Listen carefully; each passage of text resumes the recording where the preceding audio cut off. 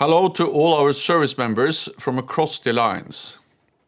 We live in a more dangerous world. There is a fully fledged war in Europe, a new war in the Middle East. Tensions in the Western Balkans are increasing. Brutal terrorism persists, and climate change is driving conflicts. There can be no security without strong defenses, and no strong defenses without capable armed forces.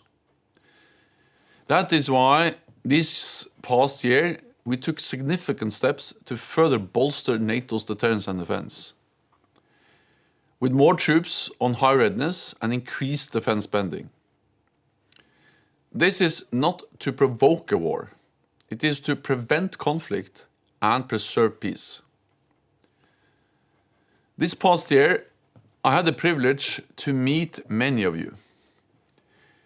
I met with troops who are part of the NATO battle group in Estonia. I saw you exercising in Lithuania, met with sailors patrolling the Mediterranean and protecting critical infrastructure in the North Sea. I met the troops supporting those made homeless by the devastating earthquake in Turkey. And just last month, I met KFOR troops in northern Kosovo, helping maintain a safe and secure environment for all in Kosovo is key for the stability of the wider Western Balkans region.